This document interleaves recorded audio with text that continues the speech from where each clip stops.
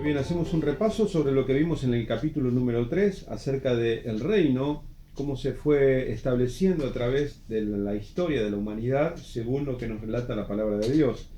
Tenemos que en primer lugar vimos el comienzo del reino allá con Adán y Eva. En segundo lugar, el reino caído, detrás consecutivamente después de la desobediencia de Adán y de Eva. En tercer lugar, tuvimos la necesidad de un reino, que haya un reino, la necesidad, recuerdan ustedes qué fue lo que sucedió con el asesinato de Caín con su hermano Abel, la degeneración del tiempo en aquel momento de los hombres, el capítulo número 6 de Génesis y demás. Después vimos el 4, la rebelión en el reino, acerca de la torre de Babel, después del diluvio de Noé. El 5 fue el reino reiniciado en la persona de Abraham. El reino y la nación de Israel, cuando da comienzo la descendencia de Abraham, surge la nación de Israel, donde fue dada la promesa de Dios a Abraham y a Sara, cuando le cambió el nombre de Abraham a Abraham, y a Sara, a Sarai le puso Sara, porque de ellos saldrían reyes y naciones. Bueno, una de esas naciones fue la nación de Israel, lo vimos en el punto número 6, que es el reino y la nación de Israel. Después vimos el punto número 7, el reino y los jueces.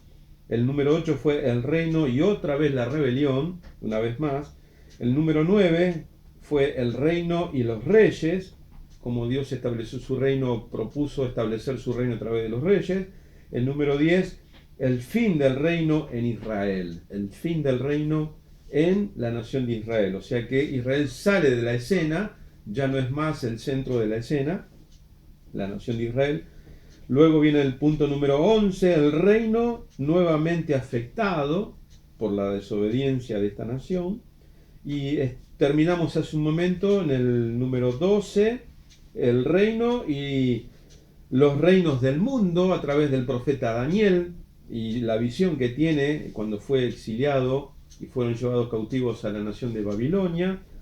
Y después, por último, el punto número 13, el reino recuperado a través de lo que indicaban las profecías de Isaías, las profecías de Daniel, dando cumplimiento cuando el Señor Jesucristo se hace presente en la escena histórica o en medio de la historia de la humanidad, que fue un antes y un después, evidentemente. El Señor Jesucristo en su venida marcó un fin de un tiempo y el comienzo de otro.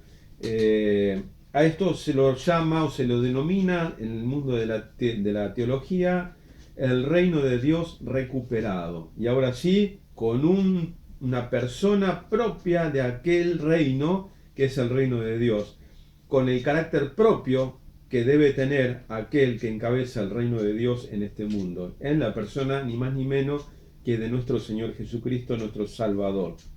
De eso estuvimos leyendo en Gálatas y en Lucas, referencia directa a lo que tenía que ver con el reino y el Señor Jesucristo. Y ahora sí vamos al capítulo número 4, donde tenemos ahí en pantalla la naturaleza del reino de Dios, y el punto número 1 del capítulo 4 con referencia a la naturaleza del reino de Dios. En Mateo 13, del 1 al 58, que no lo vamos a leer en este momento, Jesús introduce el uso, y ya esto sí en el Nuevo Testamento, en este tiempo, el uso de las parábolas como un medio para enseñar las verdades acerca del reino de Dios. Y presten atención, lean, de las 40 parábolas narradas por el Señor Jesús, en 19 parábolas hizo referencias directas al reino de Dios. Estas historias se ubican en diferentes marcos de tiempo. Algunas de estas tienen que ver con el reino presente y otras con el reino futuro. Ya vamos a ver de qué se trata. 2. Jesús se enfoca en temas como la recepción del mensaje del reino y el crecimiento del reino, los requisitos para entrar en este reino, el juicio o separación y el triunfo final del reino. Fíjense que el Señor viene a inaugurar el reino, y ahora lo vamos a ver. El reino como el que el Señor deseó siempre. En principio fue la persona de Adán, y ahora tenemos el reino recuperado en la persona de Jesús. La restauración permanente del reino de Dios. Y acá sí estamos en el centro de la escena de la atención de nuestro Señor Jesucristo, de nuestro Dios. Es el epicentro en el cual nosotros, ustedes y yo estamos, enmarcados en este tiempo que nos toca vivir, es justamente el epicentro en el que Dios, el Todopoderoso, tiene toda su atención, porque este proceso de tiempo que nosotros denominamos de gracia, o la historia de la iglesia, el tiempo de gracia, el tiempo del Evangelio, el tiempo de la salvación en la persona de Jesús, es el tiempo que el Señor siempre quiso prestar por suma atención y darle el énfasis, y en la Biblia lo vemos, por eso la Biblia vemos que está separado en dos pactos, el pacto antiguo y el nuevo pacto. Nosotros estamos y somos pertenecientes al nuevo pacto, pero que venimos de ese pacto anterior, ¿sí? Ahí están las promesas que hablaban de nosotros, así como menciona Pedro, que los profetas inquirieron y diligentemente indagaron acerca de este tiempo y qué tiempo indicaba el Espíritu de Cristo que estaba en ellos, y qué cosas acontecerían haciendo referencia a este tiempo, el que vivimos ustedes y yo. Los profetas anhelaron. Abraham anheló y dice que se gozó de ver el día en el que el Señor Jesucristo vendría a este mundo. Y miren cuántos milenios pasaron de eso, ¿no? De la promesa a Abraham. Y él dice que él deseó ver su día. Dijo el Señor Jesucristo en uno de sus evangelios, en el Evangelio de Juan, hizo referencias directas a Abraham de que se alegró Abraham porque el día de él iba a llegar. El Señor Jesucristo dijo, Abraham se gozó de que mi día habría de llegar. Y bueno, es todo en alusión directa, por eso digo yo que este tiempo es el tiempo cúlmine. Estamos en la cresta de la ola, por así decirlo, para tratar de expresarlo de alguna manera. Estamos en el tiempo que el Señor esperó para cumplir todo, y en la persona de Jesucristo todo se cumplió. Todo se reúne y se cumple en la persona de aquel que redimió nuestras vidas, en la persona de aquel que vino a redimir a todos aquellos que creemos en su nombre. ¿Se dan cuenta? Y ahora estamos en el punto número 3 del capítulo 4, las parábolas de Mateo. Ahí lo tienen en pantalla.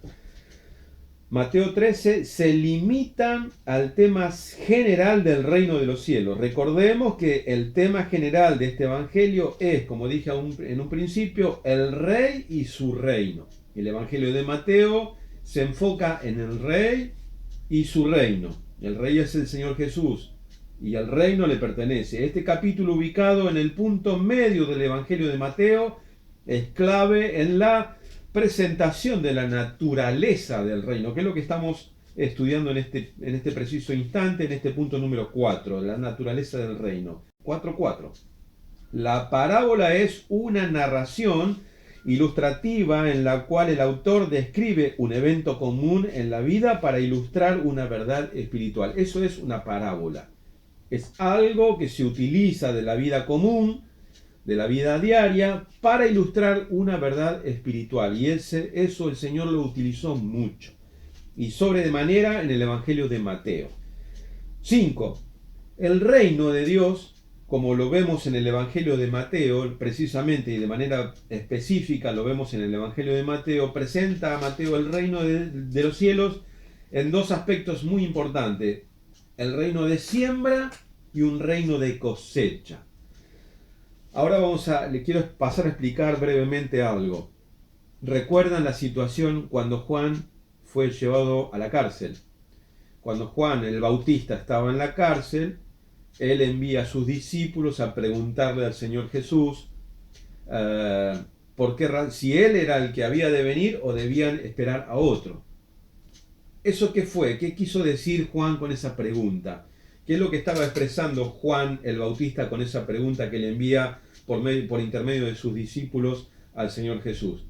Lo que sucede es que Juan entró en una confusión, porque él mismo decía en su predicación, cuando apareció vestido de la manera que estaba vestido, que venía del desierto, aislado, entra en la escena de la historia del Evangelio, lo vemos en los primeros capítulos del Evangelio de Mateo, así como también en el de Lucas. Nos damos cuenta que Juan empieza a hablar lo que decía el profeta Isaías. ¿Recuerdan? Aquí yo soy uno que clama en el desierto, que prepara el camino que viene tras de mí, de aquel que viene tras mí, del cual yo no soy digno ni siquiera de desatar la correa de su sandalia. Bueno, el hacha está puesta a la raíz de los árboles, está dispuesta para cortar. Entonces da a entender de que viene el reino, viene el rey y cambia todo inmediatamente. Esa era la prédica de Juan el Bautista, al menos en lo que él creía. Pero ¿qué sucedió? Él predicaba y enseñaba que cuando venga el Mesías, viene el rey y viene el reino. Bueno, los malos son apartados, son seleccionados, son separados las ovejas de los cabritos. Y bueno, los malos son echados en el infierno, viene el juicio y a partir de ahora se establece definitivamente el nuevo reino. Pero ¿qué pasó? Juan fue preso, fueron perseguidos otros por causa del Evangelio, entonces Juan no entendía muy bien qué era lo que estaba pasando. Porque esa fue la idea que Juan tenía, Juan el Bautista, y eso era lo que predicaba y enseñaba. Pero ¿qué sucede? Entonces Juan entra en un periodo de confusión, algo que le causó incertidumbre, no sabía bien lo que estaba sucediendo, porque decía, vino el reino, vino el rey, este es el Mesías, y yo estoy preso, estoy en la cárcel, ¿cómo puede ser? ¿Cuándo se termina todo esto? Yo pensé que iba a separar, iba a terminar los malos por un lado, los buenos por el otro, juicio y arriba. Pero resulta que por esa razón Juan, no entendiendo bien la situación, envía a sus discípulos a preguntarle al Señor Jesucristo si era él el que tenía que venir o tenían que esperar a otro. Entonces, ¿qué le envía a decir al Señor Jesús por medio de los discípulos de Juan el Bautista? Bueno, vayan y díganle a Juan, los ciegos ven, los cojos andan, los muertos son resucitados, ahora es anunciado el reino de los cielos. Lo que sucede es que Juan, como muchos otros, como inclusive los discípulos del Señor Jesucristo, no entendieron esta premisa, que el reino venía en un periodo de siembra y un periodo de cosecha. Cuando el Señor viene a sembrar, es el periodo de siembra. Y este que estamos viviendo sigue siendo el periodo de siembra. Por eso muy bien muchos hermanos dicen, ¿y fuiste a sembrar la semana pasada? Sí, el fin de semana fuimos a sembrar la palabra de Dios. Estamos en un periodo de siembra. Correctamente, estamos en un periodo de siembra. Y eso fue la duda de Juan y la de los discípulos, fue lo que causó que el Señor Jesucristo tuviera que empezar a hablar en parábolas para ejemplificar esto del reino de siembra y posteriormente el reino de cosecha. Y de ahí surge las parábolas del sembrador, como por ejemplo el sembrador salió a sembrar y él empieza a explicar la parábola del sembrador. Luego viene la parábola de el trigo y la cizaña y quiénes son los hijos de Dios y quiénes son los hijos del malo y quién es el diablo, que es el que siembra la cizaña y que los hijos del reino son los que siembran el trigo, etcétera, etcétera, etcétera. Entonces ahora tenemos una idea por qué razón surgieron las parábolas. Era exactamente para explicar esta disyuntiva que algunos tenían en el caso de Juan el Bautista y también los discípulos. Entonces el Señor empezó con las parábolas, principalmente de manera puntual en el Evangelio de Mateo, para graficar que el reino de los cielos es como aquel sembrador que salió a sembrar. El reino de los cielos es semejante a un hombre que, un dueño, un amo que tenía un campo y sembró trigo, pero después vino otro de noche, y un hombre malo, y sembró cizaña. ¿Vieron? Y bueno, el reino es como por ejemplo, la moneda perdida, el reino de los cielos es semejante a... Entonces ahí surgen las parábolas. Esa es la idea de las parábolas. Ahora estamos en el punto número 5 del punto número 4, que dice el reino de siembra. Jesucristo igualó la siembra a la predicación de la palabra. O sea que él comparó la siembra con predicar la palabra de Dios. Predicar la palabra de Dios es igual que sembrar las buenas nuevas del reino de Dios. Él era el sembrador de las verdades del reino y Juan el Bautista también había trabajado de tal manera, como tal, de la misma forma que el Señor Jesucristo. En la ilustración del sembrador, la semilla sembrada es la palabra del reino.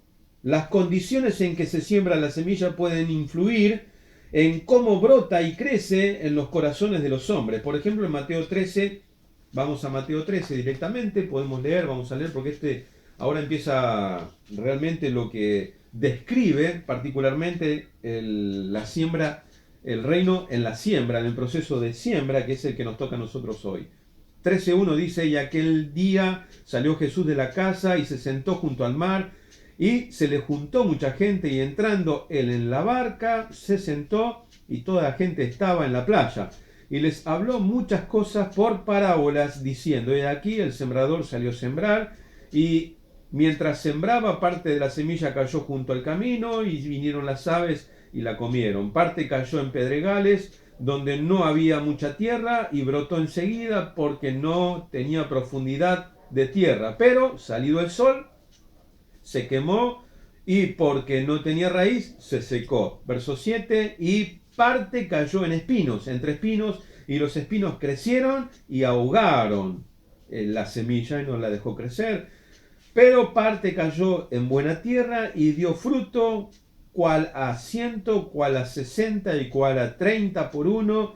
Y el que tiene oídos para oír, oiga, dice el Señor Jesucristo. Verso 18 al 23 tenemos que el Señor explica la parábola del sembrador solicitado por sus propios discípulos. Y él dice así, 13:18.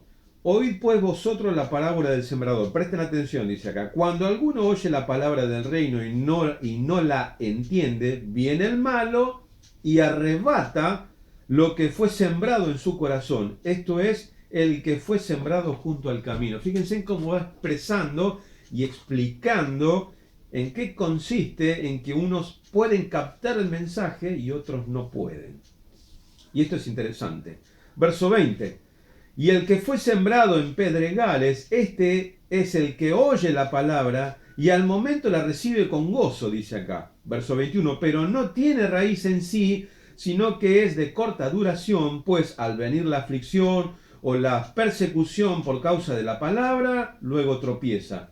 Verso 22. El que fue sembrado entre espinos, este es el que oye la palabra, pero el afán de este siglo, de este tiempo, y el engaño de las riquezas ahogan la palabra, suprimen la palabra. Tiene más importancia el deseo de los ojos, la vanagloria de la vida, el estándar de vida que desean las personas. Tiene más importancia eso, prevalece eso antes que la palabra de Dios. Entonces termina diciendo el Señor Jesús, entonces ahoga la palabra y se hace infructuosa. Quiere decir que no produce frutos. ¿Por qué? Porque la persona decide seguir dándole rienda suelta a los deseos de los ojos, de su vida, a lo que él anhela, y deja de lado la palabra de Dios. Verso 22. Verso 23. Más el que fue sembrado en buena tierra, este es el que oye y entiende la palabra y da fruto y produce a 100, a 60 y a 30 por uno. Fíjense la parábola del sembrador explicada paso a paso. Acá hay un dato interesante que en la siembra del reino todos oyen y muchos la reciben. Pero ¿qué es lo que hace la diferencia? ¿Es la semilla? ¿Es la predicación? ¿Qué sería la semilla? Es la palabra de Dios. El sembrador, en este caso, no dice que es el Hijo de Dios. El sembrador somos tú y yo. Aquellos que vamos hablando, compartiendo el reino de Dios a través del Evangelio del Señor Jesucristo. Esos son los que sembramos. Obviamente somos impulsados por el Espíritu Santo, porque ese es el trabajo. Él nos va guiando a toda la verdad, y Él nos va advirtiendo, nos va guiando a toda la verdad, nos va instruyendo y nos da autoridad y poder para hablar la palabra de Dios. Sembrar. Y todos oyen. Pero ¿qué es lo que hace la diferencia? ¿Es la semilla, el mensaje, la predicación, el estilo, o es el terreno? En este caso, ¿qué sería el terreno? El terreno son las personas. El terreno vendría a ser la persona y su característica predominante en su vida, la característica de las personas. Algunas son como aquellos que están junto al camino, las banquinas. Hay un tipo de personas que son como las piedras, no pueden tener raíz. Hay otras personas que son como ese terreno donde crece mucho el cardo, donde crece mucho la cizaña, donde crece el yuyo, que perjudica. ¿Se entiende la idea? Pero hay una buena tierra, hay un terreno que es apropiado para que crezca y germine la palabra de Dios y dé fruto. Y después el árbol da fruto. Esa fue tu vida seguramente y fue la mía.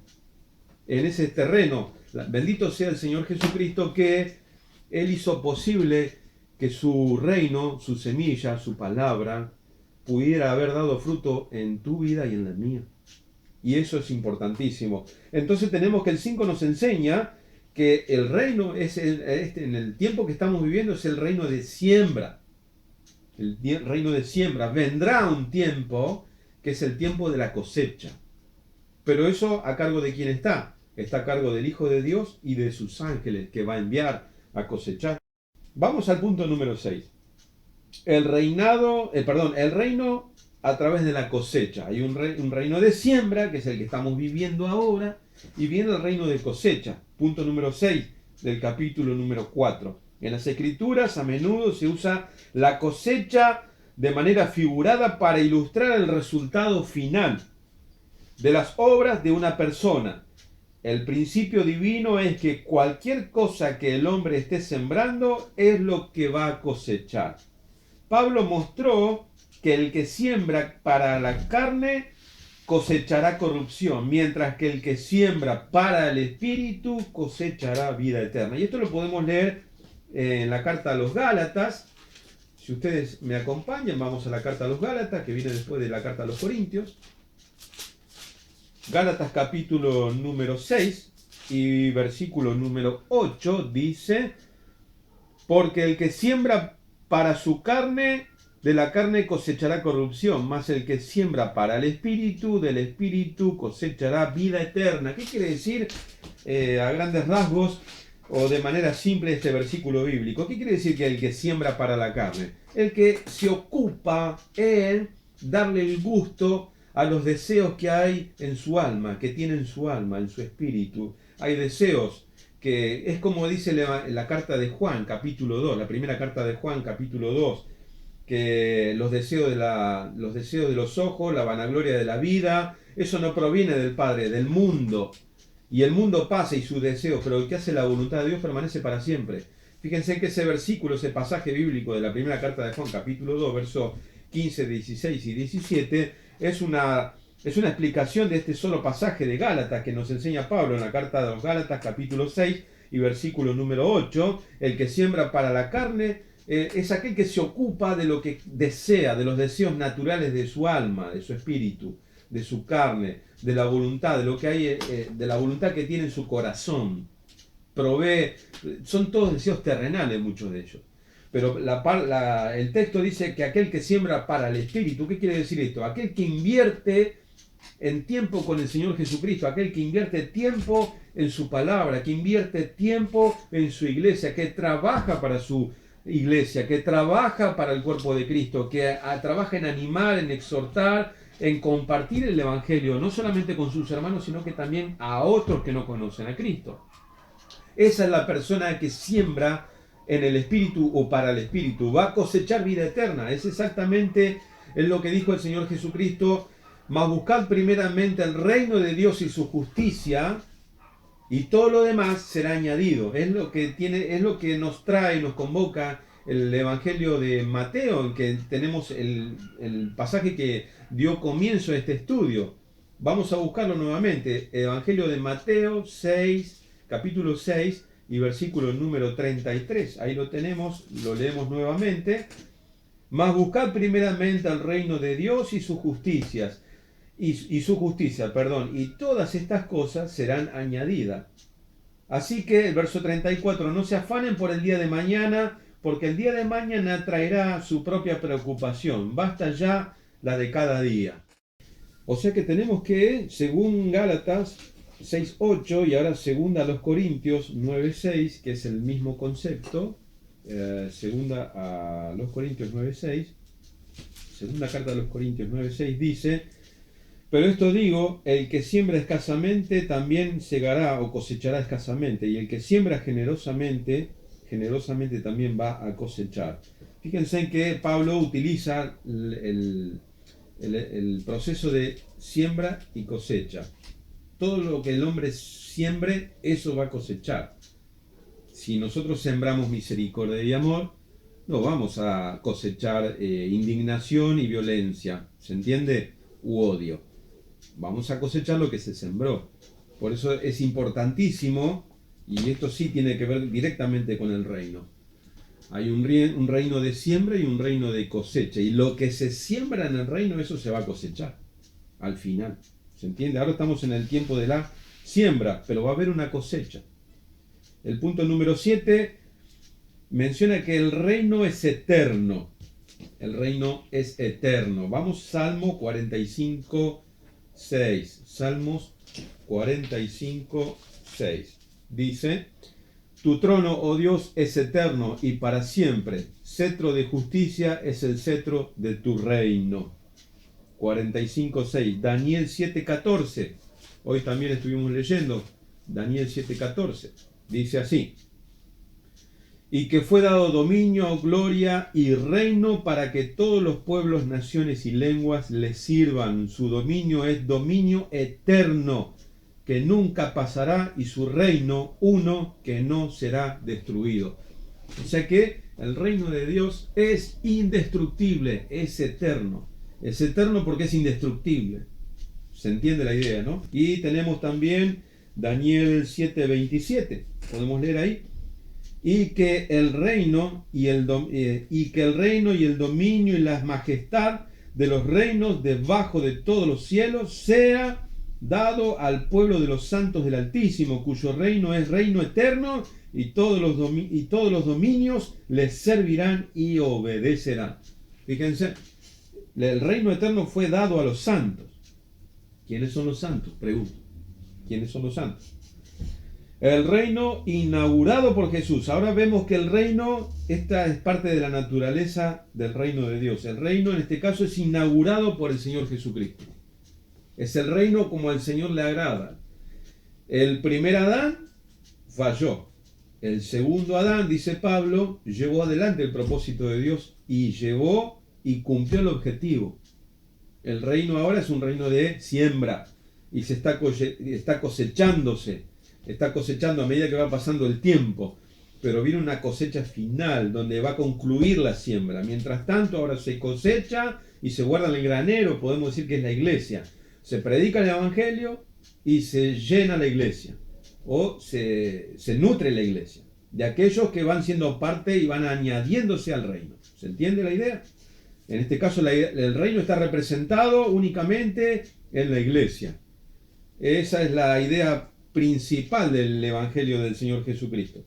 Vamos ahora al punto número 8, el reino inaugurado por Jesús, Mateo 4:14. Vamos al Evangelio de Mateo, capítulo 4 y verso 14, dice así: para que se cumpliese lo dicho por el profeta Isaías cuando dijo: tierra de Zabulón y tierra de Neftalí, camino del mar, al otro lado del Jordán, Galilea de los gentiles. El pueblo asentado en tinieblas vio gran luz, y a los asentados en región de sombra de muerte, luz resplandeció sobre ellos.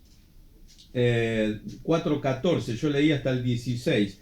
Y ahora vamos a leer 12:28 del Evangelio de Mateo. Mateo 12:28. Y dice así: pero si yo, por el Espíritu de Dios, echo fuera a los demonios, ciertamente ha llegado a vosotros el reino de Dios.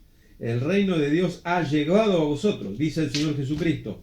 Fíjense en que el Señor inaugura el reino. Él es el reino. Él es el reino. Marcos 1:15. Ahora lo vamos a ver más claro. Mire, Marcos 1:15. Ahí lo tenemos. Evangelio de Marcos, capítulo 1 y versículo número 15. Dice así: diciendo el tiempo se ha cumplido, el reino de Dios se ha acercado. Arrepentíos y creed en el Evangelio. Arrepentíos y creed en el Evangelio. El reino de los cielos se ha acercado. ¿Quién es el reino? ¿Quién es el reino? Lucas 11:20. Lucas 11:20. Fíjense qué maravilloso lo que narran y describen las Escrituras. Lucas 11:20. Dice así: mas si por el dedo de Dios echo yo fuera a los demonios, ciertamente el reino de Dios ha llegado a vosotros. O sea que el reino es Él. El Señor Jesucristo es el Rey y el Señor Jesucristo es el reino. ¿Queda claro? Y acá no hay ninguna alegoría, ¿eh? Acá no hay nada simbólico. Él es el reino. Él es el que inaugura el reino porque Él es el reino y Él es el rey del reino. Eso que pusieron cuando Él fue crucificado, llevado a la cruz, he aquí el rey de los judíos, eso no fue algo aleatorio o fue una coincidencia o algo que surgió de la nada. No, eso tiene un propósito. Es dejar en claro que el Señor Jesucristo no es solamente el rey, sino que también es el reino. Él es el rey y Él es el reino. O sea que el Señor Jesucristo vino a inaugurar el reino. Aquello que en el principio, en Génesis con Adán, fracasó o quedó trunco, podemos decir. Pero el Señor, recordemos que a través de la historia fue restaurando, fue siempre por medio de su poder, llevando adelante sus propósitos, hasta llegar a este tiempo, al tiempo de que vivimos hoy, el tiempo de la siembra, el reino hecho siembra. Estamos sembrando el reino de Dios en la persona de Jesús. Nosotros somos los que hablamos y portadores del mensaje del Señor Jesucristo, que es su evangelio. No es otra cosa más que su evangelio. Fíjense en el alcance del reino, punto número 9 del capítulo 4. ¿Cuál es el alcance del reino? Primero vamos a leer Salmo 103, verso 19. Dice así el verso 19: Jehová estableció en los cielos su trono y su reino domina sobre todos. Sobre todos. No es que sobre todos los que estaban en Israel nada más. No. Sobre todos los seres humanos del mundo, del planeta, de la tierra. Y ahora fíjense en el alcance, hasta dónde alcanza, dónde llega. No hay, ahora vamos a ver más adelante, nos vamos a quedar asombrados, ¿sí? Después de haber leído Salmo 103, 19 al 22, vamos a leer Mateo 13, 40 y 40, vamos a leer 40 y 41, ¿les parece bien?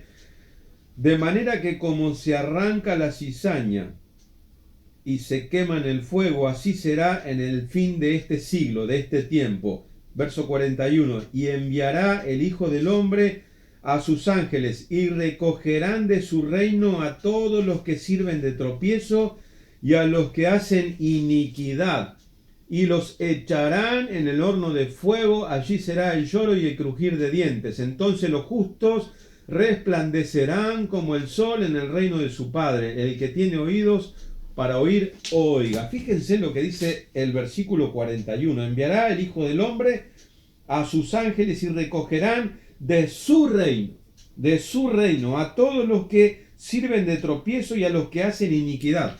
¿Qué quiere decir esto? Fíjense en que en el reino, en su reino, el reino es esto. Fíjense que la parábola explica la parábola del trigo y la cizaña. Estamos en el contexto donde el Señor Jesucristo les está explicando la parábola del trigo y la cizaña. Fíjense, presten atención, vamos a tener que leer el verso 36. Entonces, despedida la gente, entró Jesús en la casa y acercándose a él los discípulos le dijeron: explícanos la parábola del trigo, de la parábola de la cizaña en el campo. Bien, entonces el Señor le respondió y les dijo: el que siembra la buena semilla es el Hijo del Hombre. Presten atención, es distinto del sembrador, de la parábola del sembrador. Esto es diferente. El campo es el mundo. La buena semilla, ¿quiénes son? Los hijos del reino. En la parábola del sembrador, la semilla es la palabra de Dios. En este caso acá, las semillas son los hijos del reino y las cizañas son los hijos del malo. El enemigo que la sembró es el diablo. La siega, la cosecha es el fin de esta era, de este tiempo. Es el final. El final de Adán, de la creación, hasta el tiempo de la cosecha, es el siglo presente. Cuando termine este tiempo, esta era, este siglo, dará comienzo el siglo venidero, que nosotros entendemos por la teología bíblica a lo que llamamos nosotros la vida eterna. Es este siglo de Adán hasta la cosecha de este siglo. Finaliza con la cosecha y el juicio. Los malos son lanzados en el lago de fuego y los buenos, o los que son hijos del reino, a disfrutar del reino. Acá, cielo nuevo, tierra nueva, y dará comienzo el siglo venidero, el otro tiempo. El enemigo que la sembró es el diablo, verso 39. La siega es el fin del mundo, del fin del tiempo, de los tiempos, el fin de esta era. Y los cosechadores son los ángeles. Verso 40. De manera que como se arranca la cizaña que se quema en el fuego, así será en el fin de este siglo. Fíjense en las veces que menciona el fin de esta era, el fin del siglo, que dio comienzo allá con Adán y Eva. Fíjense en todos estos milenios que transcurrieron hasta el fin de este tiempo. Viene un juicio, se separan los malos de los hijos del reino, los hijos del malo y los hijos del reino. Y verso 41, y enviará el Hijo del Hombre a sus ángeles y recogerán de su reino a todos los que sirven de tropiezo y a los que hacen iniquidad. O sea que el reino tiene tal alcance que nadie puede escapar del alcance de su dominio. Eso quiere decir. Yo escogí este texto, verso 41, para explicar que dentro del dominio del Todopoderoso y solo soberano Dios del universo, que está entronado y que no solamente rige este mundo, rige el universo. Y no hay nada que se escape de su poder. No hay absolutamente nada. Y dentro de ese reino están los malos, los impíos, los que hacen iniquidad también. O sea que lo que está declarando en la parábola del trigo y la cizaña, en el capítulo 3, el Señor está enseñando que los buenos, los hijos de Dios y los hijos del malo van a crecer juntos. Tanto el trigo como la cizaña van a crecer juntos. En este mundo siempre va a haber justos y inicuos. Justos y pecadores, paganos, impíos, perversos. Aquellos que son hijos del reino y aquellos que son hijos del malo. Aquellos que vienen del linaje de Abel y luego de Sem, y después están los del linaje de Caín. Esas dos vertientes vienen avanzando por este mundo, trascienden los tiempos hasta el tiempo presente. Cizaña y trigo, hijos del malo, hijos del reino. Los hijos de Caín y los descendientes de Abel, de Adán, de Sem. Esa es la idea. Deja plasmada en esta parábola el Señor Jesucristo en el Evangelio de Mateo capítulo 13, que esto será así hasta que llegue el fin de este siglo, de esta era, de este tiempo del que estamos viviendo todos. Y el alcance del reino lo cubre todo, lo alcanza todo. Nada, quiere decir que nada se puede escapar. Están incluidos en este reino, en su reino, los impíos, los paganos y los perversos, los malignos. Pero no forman parte del reino como los hijos del reino, sino que son abarcados, pero no pertenecen. Están bajo el control y dominio de su reino, pero no son parte. ¿Se entiende la diferencia? Esa es la idea. Vamos al punto número 10. El reino es un misterio, como dice en el Evangelio de Marcos, capítulo 4:11. El reino es un misterio, por esa razón. Y les dijo, a vosotros les he dado a saber los misterios del reino de Dios, mas a los que están fuera por parábolas todas las cosas, para que viendo vean y no perciban, y oyendo oigan y no entiendan, para que no se conviertan y les sean perdonados los pecados. Fíjense en la intención, cómo es el proceso en el reino del todopoderoso soberano Dios del universo, el Jesucristo, al que creemos y servimos. Nada se le escapa.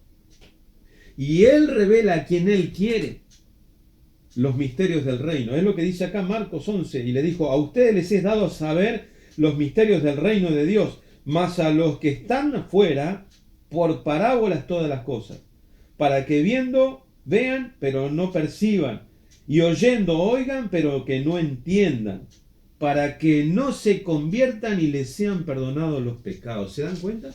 Es interesantísimo esto del reino. Cómo es que lleva adelante con todo su poder, estableciendo el Señor Jesucristo su reino. Pero ahora Él es el reino. Y Él admite y Él se guarda el derecho de admisión. ¿Por qué? Porque Pablo lo explica en la carta a los romanos. Lo mismo que le dijo a Moisés. Tendré misericordia de quien yo quiera tener misericordia y me voy a complacer en aquel que yo me quiera complacer.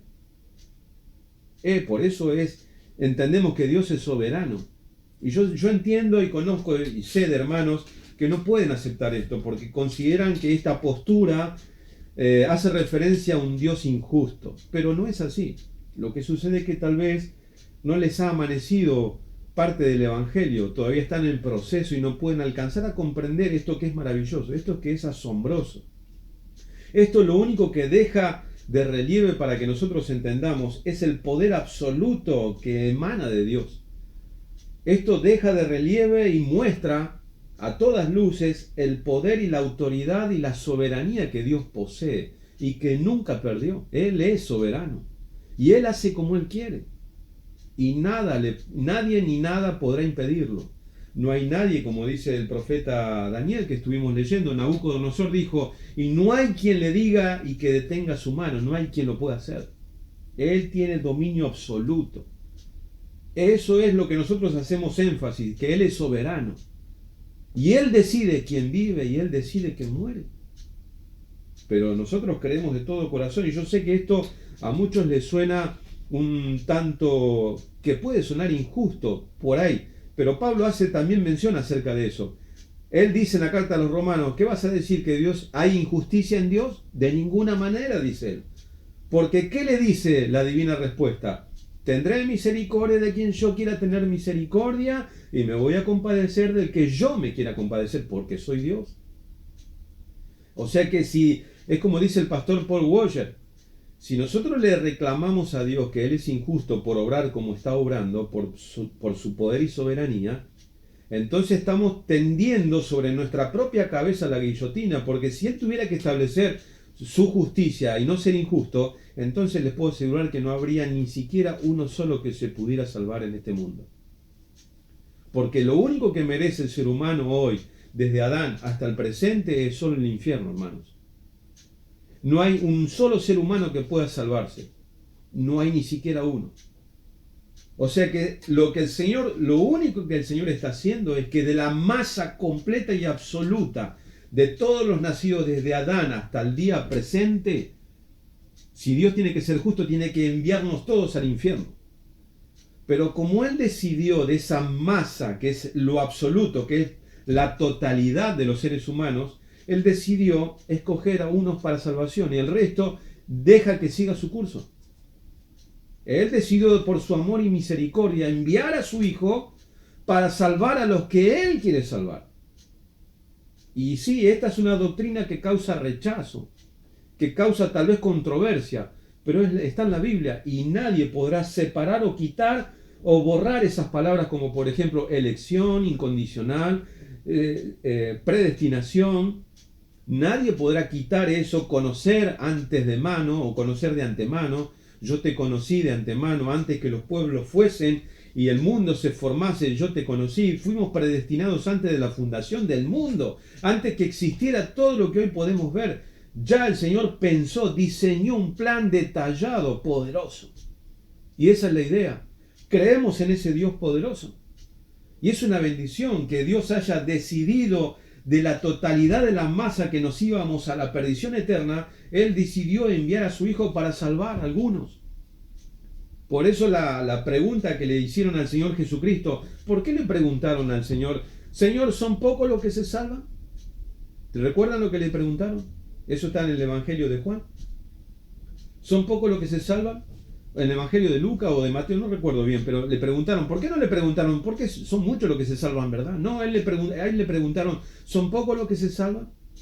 Y entonces él refiere que dice que es estrecha la puerta y angosto es el camino. Procurad entrar por él. Y pocos son los que se salvan. Porque dijo que es ancho el camino y espacioso. Ancha es la puerta y espacioso es el camino que lleva a la perdición. Y muchos son los que van por él. Por el camino, la puerta angosta y el camino estrecho son pocos los que se salvan. Pero por la puerta ancha y el camino espacioso y ancho son muchos los que se pierden. ¿Se dan cuenta? En realidad, si tuviera que ser justo el Señor, tendría que haber decidido enviarnos a todos a la perdición. Pero como Dios tiene misericordia, entonces decidió enviar a su Hijo en propiciación por aquellos que Él escogió. Y así de simple es el Evangelio. Por eso dice la parábola acá que está explicando del sembrador, que Él explica, el Señor Jesús le está explicando. Y les dijo en el capítulo 4, verso 11, a ustedes les he dado saber los misterios del reino de Dios, mas a los que están fuera solamente por parábolas. Esa es la idea. Vamos un poquitito más adelante. Es apasionante. Yo me pongo a hablar de esto y me voy. Ahora vamos a ir al reino que es un misterio. Y vamos a ir ya finalizando lo que nos queda. el reino entre nosotros.